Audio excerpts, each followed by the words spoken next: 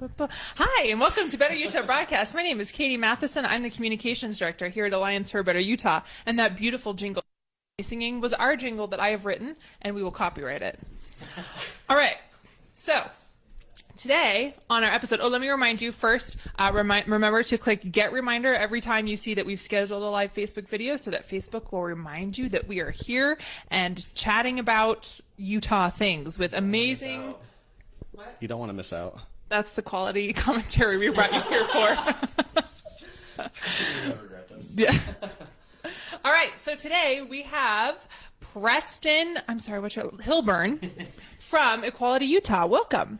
Hi, yeah, I'm excited to be here. Thanks for having me. Yeah, it's great to have you here. So we have a couple of things to get things going. Okay. But first of all, this is the most important question of all. I need to know how you pronounce the word GIF. Definitely GIF. I don't care what anyone says. So tell us why you're wrong. So I'm right because it stands for Graphics Inter-Exchange Format. That's not a rule in the English language. It's a rule now. I guess that's how it works. Katie, how many people have said it's GIF versus the other way of saying it? The Versus right the way, wrong which way. is GIF. So we are in the minority. However, I will remind you that the words giraffe and gin exist in the English language. Gift also exists, and that only adds a T, so GIF versus gift. Thank you. Highly All right. debated topic. Yes, this is actually the most important topic we're going to talk about today. All right. And then Chase, I believe you wanted to give us an intro on today's topic. Yeah, so the real topic today is not the correct pronunciation of GIF. It is the gay agenda, which according to Urban Dictionary is a shared form of delusional psychosis in which people believe that the gays have formed a secret evil cabal to take over the world and make everybody gay. Actually, it's not. We're talking with Equality Utah. We're just going to be talking a lot about LGBT issues in the community in Utah. But first, Preston, do you want to just tell us about yourself? Yeah, your for background, what you do at Equality Utah? Cool. So yeah, I am the programs manager at Equality Utah. I started with Equality Utah a little over 4 years ago. My position has evolved quite a bit since then. I started out as a volunteer coordinator, and now I run our PAC. So we endorse political candidates that align with our mission and vision and help them get elected. I also help manage all of our constituent lobby efforts. So during the legislative session, we spend a lot of time up on the Hill and engage with lawmakers. We also do stuff during the interim. We work with city councils, county councils, stuff like that to help them pass resolutions or ordinances that advance our statewide mission. So we do a lot of different things statewide. Cool. That's awesome. So we have a game that we're going to play, but I want to get into this first bit and then we'll do a game segment and then we'll come back. Cool. So, so Troy Williams, the executive director for Equality Utah, sent me this great article that he wrote recently, last month, so a couple weeks ago, and it was talking specifically about youth suicide rates. So a stat that he gave that really jumped out at me was that since 2011, youth suicide rates have increased faster in Utah than the national average. That's a staggering 140% spike within our state. That is just horrific. Totally. And I know you guys have been talking a lot about that. Can you tell me more about the attention that you guys have been paying to that crisis? Yeah, for sure. So our executive director, Troy Williams, is on the state's suicide task force that the governor implemented just this year. It's him, some key stakeholders in the movement, folks from the American Suicide Foundation, and some lawmakers. So right now, they are in the process of kind of combing through the limited data that we have to figure out where we can implement policy as a state to help reduce suicide. One of the things that has been discussed is adding sexual orientation and gender identity into the Youth Risk Behavior Assessment Survey. So there's a survey that students take every year that helps the state identify which risk factors increase suicide ideology. And that helps them really nail down what we can do to improve as a state, right? But we haven't been collecting data on sexual orientation or gender identity. So we don't really know with any precise data what we can do to help reduce that yet. There are a lot of theories and a lot of things that we think increases that. But right now, they're still collecting data and trying to figure out exactly what we can do. We're really hopeful, and it's exciting that the state is, starting to pay more attention to this, because it's sad. Yeah, it's a pretty terrible situation that's going on. Now, that's through the Center for the questionnaire is through the Center for Disease Control. Is that correct? Correct. Okay. Yep. And is it done by district, or is it like a statewide initiative? Yeah, so we're actually going to add it last year, but the CDC does require that a certain number of respondents participate before they will consider that data valid. Just they have to have a large enough sample size. And then we're a couple school districts that we're going to opt out if that question was included. We are in the process of ironing that out so we can make sure that that question is in there, and schools will have a large enough sample size to use that data. And a lot of that's going to come down with the help of the governor and the state legislature. Was there a reason why these school districts were saying they wouldn't participate if these questions were included? Yeah, so I think that is something that we addressed this year as well. So the state has what we dubbed no promo homo laws. So there were a series of laws that prohibited educators in the public education system from talking about anything related to the LGBTQ community. The problem is that the laws were incredibly vague. So some school districts interpreted that to mean that they can't talk about LGBTQ related things in sex education, and other schools interpreted that to mean that we can't intervene if an LGBTQ student is being bullied. We have since struck down those laws. We actually... Congrats. Thank you. Yeah, it was really exciting. Thank you. It takes all of us working in coalition to get that kind of stuff done. So we struck that down. And we think that was one of the biggest barriers, is that schools were interpreting that particular law in a way that they thought if they added that question, they would be opening themselves up to lawsuits from parents, or repercussions from the state Board of Education. So we've removed that barrier, and we're hopeful that that is enough to get that question in. Yeah, I mean, it was really hard hearing the stories of kids who were affected by this no promo homo law. Has your organization heard that things are better in schools now that that is gone? Yeah, so we actually, during our Allies dinner, we did a series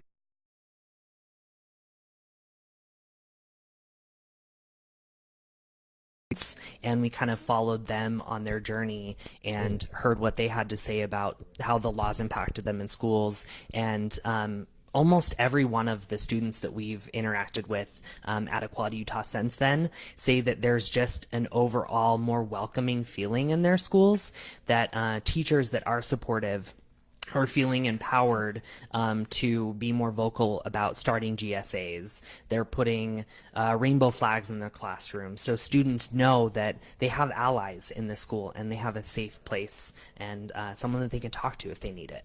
So that's awesome. That's amazing. Really great work. Thank you.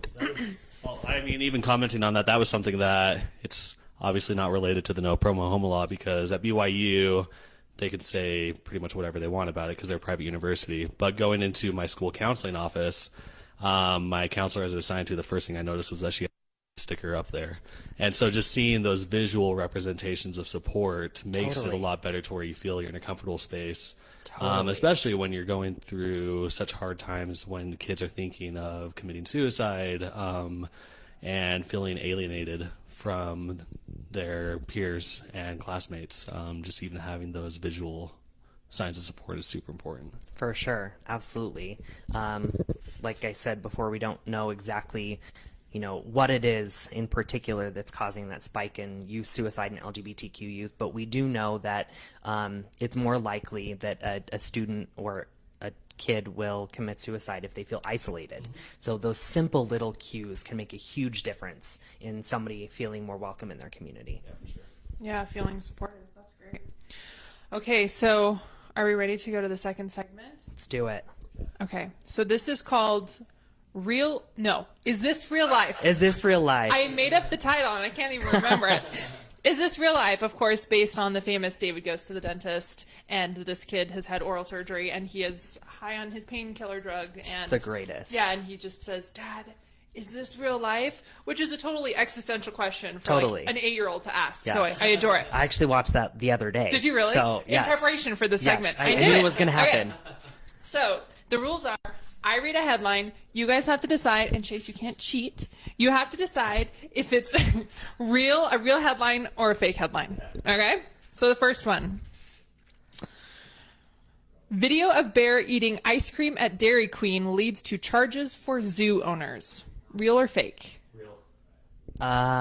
Chase said real. Real. Fake. It is real. What? I can hear the smile. Stop. Okay. You have an advantage. I'm not. Yeah, he knows me. I'm not going to laugh for the rest. All right. Next one. Heroic lemur at Lincoln Park Zoo saves woman from choking after eating a churro. Well, now I feel like I have to say fake just because, I thought the last one was. It's fake. Okay, it's fake. It's fake. All right. Let's see the next one. Man in New York files harassment lawsuit against supervisor for daring him to drink a gallon of milk at a work party. Real. Chase says real. I'm going to go with real, too. It's fake. This is a hard game. I tricked you that time. Were you the one who came up with these, or did the intern? The intern. Okay. The intern named Bo. We have a new intern. He's working. He's working Thanks, the camera. Bo. Thanks, Bo. He's getting good at this. Yeah, he is. Huh? He tricked you. Okay, Pensatani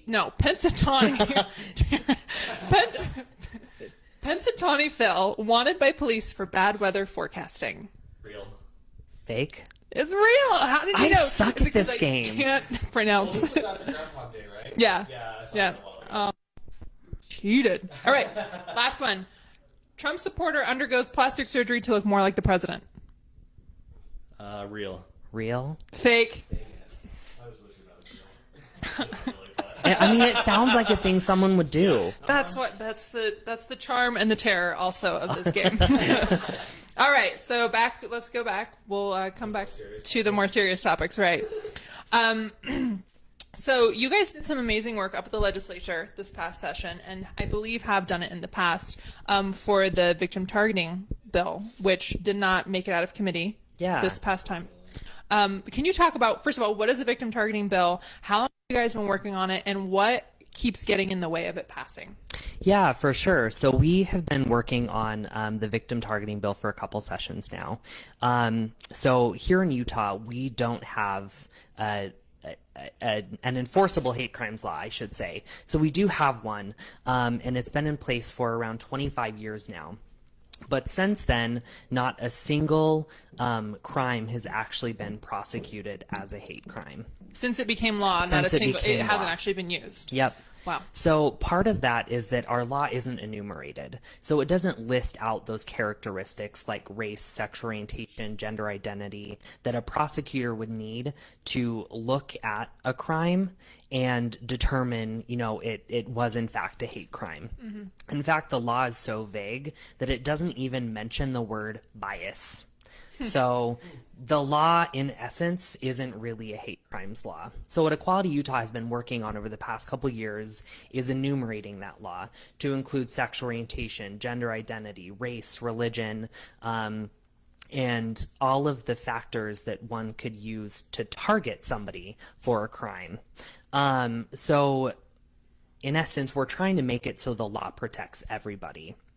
And to give you some, background on what makes a hate crime different than any other crime, which is one of the things that folks have really struggled on in passing this law. We hear from folks that, well, isn't any crime a hate crime? What was that football analogy that somebody made? That. Yeah, that was. Well, let's follow up with that after you explain it. Yeah. So folks, often ask, isn't any crime a hate crime? No one commits a crime because they like a person, right? So to dive in on that a little bit deeper, we often talk about, a graffiti analogy. So somebody spray paints a smiley face on the side of a synagogue, right? That's graffiti. That's a crime. It needs to be cleaned up. Someone's got to pay for it. It does harm to the community. But somebody spray paints a swastika on the side of a synagogue.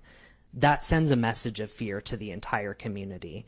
And that's really what differentiates a crime from a hate crime, is the intent to send fear, not just to one individual, not just to be a nuisance, not just because kids do dumb things sometimes, but to incite fear in entire communities. And when that happens, there's more than one victim. So prosecutors should be able to have the tools that they need to enhance the penalty for that, to send a more clear message, which can community that was victimized feel safer and start to undo some of that trauma that's been caused, if that makes sense. Yeah, yeah. To bring back that example, so one of the senators, Senator Adams, his example that he likes to bring out why he doesn't support this is over football fans. So if a fan is beat up at a University of Utah football game, how is that any different from a fan being beat up at a BYU football game? Yeah, Isn't it the same exact crime, or does that actually fall within hate crimes? I guess. Would it be a hate crime? I think it depends. Yeah. If a person was targeted at a BYU football game because they are LDS, that could fall under the category of a hate crime because they were targeted because of their religion. And that's the thing with enumerated hate crimes bills, is that they do protect everyone. Yeah. Everyone has a religion or a lack thereof. Everyone has a sex orientation, whether that's gay or straight. Everyone has a national origin. Everyone has, all of these categories. So it depends on how and why the crime was committed. And that's really up to the prosecutor to look at. But our prosecutors don't have the tools that they need to do that right now. Yeah, so they would have to be beat up, I guess, specifically because they were LDS, not just because they were a football fan at a BYU game. Totally. And there would also have to be evidence, too, right? Everybody says, well, this is just punishing people for what they're thinking. But there still has to be evidence to charge them with a hate crime, and so it's something they've said right before they committed it, or like in the swastika example, that's a definitive singling out for the religion. For sure. So it's not just going to be trying to divine what people think. There has to still be evidence, physical proof. Totally. As well. Yep. And that's what our prosecutors and our legal system is there to decide. They weigh the evidence on both sides, interview the folks that saw the incident happen, if there were folks, and then take what they know and apply the tools they have. But they just don't have those tools right now. So how long have they been working on passing a stronger, more enforceable hate crimes law here in Utah? So we've been working on it for the past 2 to 3 legislative sessions. Okay. We've brought it up at the state legislature in the form of a bill for the last 2 sessions. But we've been doing kind of behind the scenes groundwork, vetting folks on both sides of the issue, before then. So we worked with different faith leaders from across the state, from different churches, trying to gather consensus and get folks on the same page, which is something that I think Equality Utah does really well. Maybe biased because I work for Equality Utah. But we've always really valued the opinions of folks on both sides of the aisle. Yeah. So with our hate crimes bill, we're talking to the LDS Church as well as the Catholic Church, as well as atheists and Unitarians. We're talking to communities of color. We're talking to really everybody. And that's something that we also did with our non-discrimination law. We worked with the LDS Church and folks on both sides of the aisle to find common sense solutions that work for everybody. So I think that's what we're trying to do here too. Yeah, and it was just last session that a large group of religious leaders signed a letter to the legislature supporting a hate crimes bill. We had built a coalition of a little over 20 faith leaders from around the state that signed on to support it. Thank you. Awesome. And can you tell us a little bit more about the resolutions that cities and counties have been passing? I've seen those be in the news recently as well. Totally. So that's another kind of exciting strategy that we're using right now. we use the same strategy to pass our non-discrimination law for employment and housing.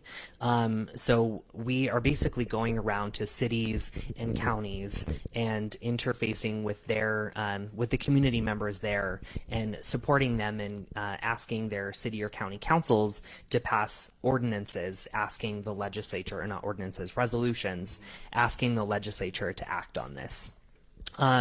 So what we're trying to show the legislature is that this is an issue that impacts everybody from around the state. Sometimes we hear that the issues that we bring up to the legislature, you know, the progressive Salt Lake City issues, and nobody else cares about them. So we work around the state to kind of debunk that myth and show that folks, you know, from St. George and Moab and Logan also care about these issues.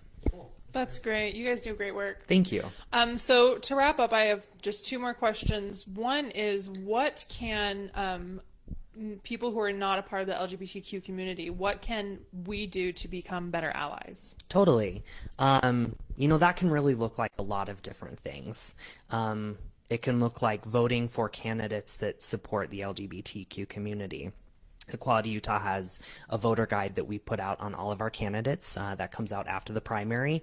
So looking at that and figuring out where the candidates in your area lie and voting for those candidates that are going to support our community.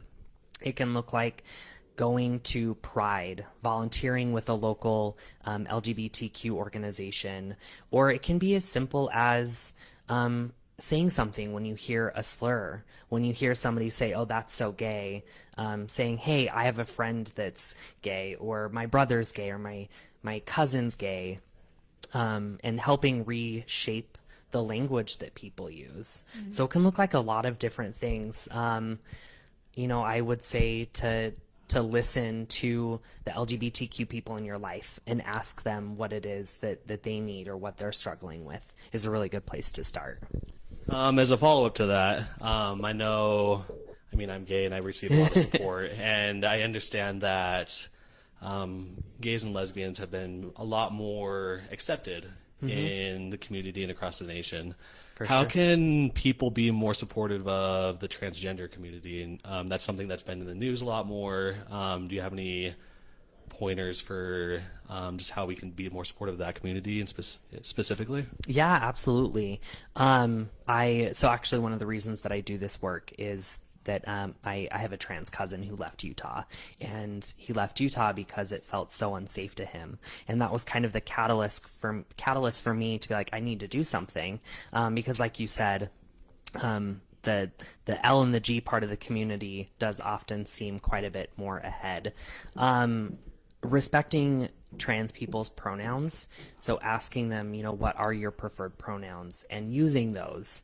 And when other folks misgender somebody, you know, gently correcting them and talking to them about the importance of respecting this person's identity can be huge. Whether or not they're around. Totally. Right. Yeah, great. Any last questions? Okay, so then my last question is, do you have any events coming up? What can we look forward to coming from you guys? Yeah, so we have our equality celebration coming up this weekend in St. George. So if you're in Southern Utah, come join us for that. You can learn more on our website, equalityutah.org. We're also doing a lot of different stuff for Pride. We have a huge voter registration effort that we're pushing this year. We're looking to register 10 to 15,000 new voters across the state. Wow, that's really amazing. Ambitious goal. Yeah, I love it. But we're really excited. And then we help those voters with vote reminders. We send them, you know, our slate card. We give them reminder calls to help them actually turn out to the polls, which can be helpful because I know that life is crazy and it's sometimes easy to forget, you know, when to vote. So we help make that a little bit easier. That's awesome. You can also follow us on Twitter, on Instagram, Facebook, or sign up for our mailing list online. What's your handle?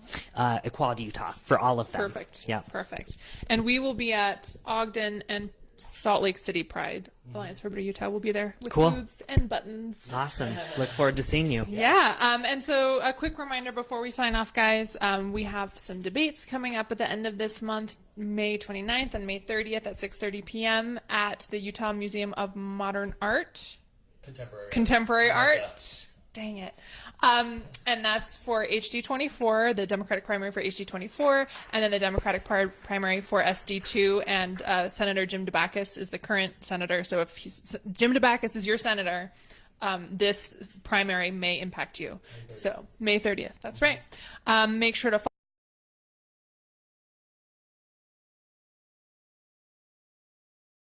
We're interviewing Nate from Utah Satire. He has a vast Facebook following, and he has a very personal connection to the medical marijuana ballot initiative. So we'll see you next week. Thank you so much.